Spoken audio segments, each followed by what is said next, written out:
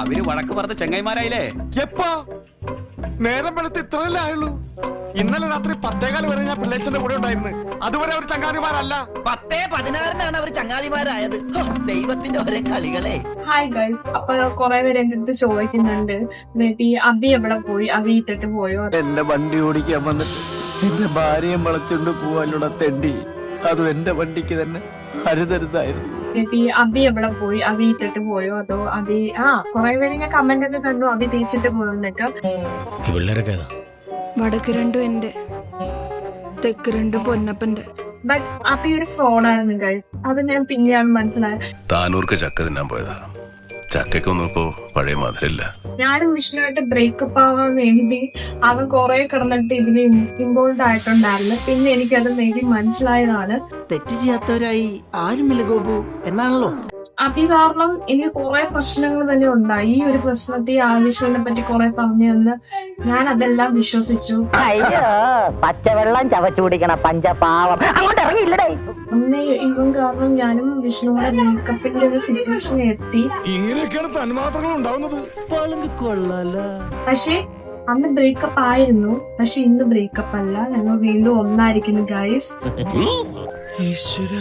ഇതാണ് new generation. പുതിയ generator അല്ലേ?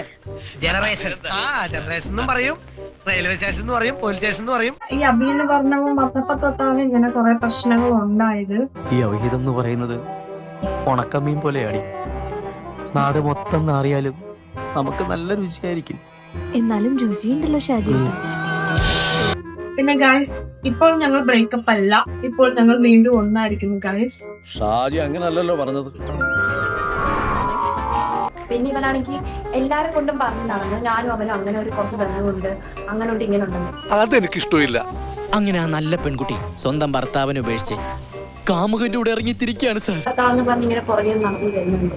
ഒരു ഭർത്താവ് ചെയ്യേണ്ട കാര്യങ്ങൾ കൂടിയല്ല ചെയ്യുന്നത്. എന്ന് വെച്ചാൽ ഒന്ന് നോക്ക് കൂടിയില്ലേ. കഷ്ടം. നിങ്ങളെ ഒരുമാതിരി മോശമായിട്ട് പോലെ അത്രയ്ക്ക് വൃത്തികരമായിട്ട് പറഞ്ഞു, നീ എടുത്തോ, എന്റെ യൂസ് ഒക്കെ കയ്യില്, നീ എടുത്തോ, ഇനി എനിക്ക് വേണ്ട, അങ്ങനെ അത്രയ്ക്കും ബാഡായിട്ടാണ് പറഞ്ഞത്. ഞാനങ്ങനെ പറഞ്ഞിട്ടില്ല. അവൻ പറഞ്ഞൊരു വോയിസ് ഉണ്ട്, ഇത് കേട്ടാ നിനക്ക് തന്നെ മനസ്സിലാവും.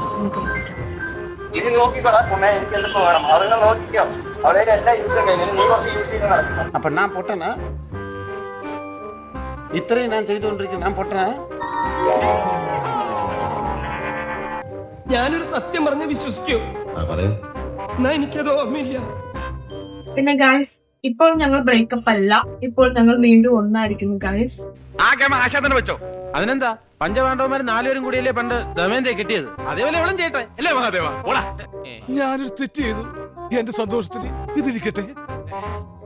എന്തൊരു നീചനാണ്. പൊട്ടനും പോയി, പണ്ടനും പോയി, പോട്ടും കിട്ടി. അതിലേത്താ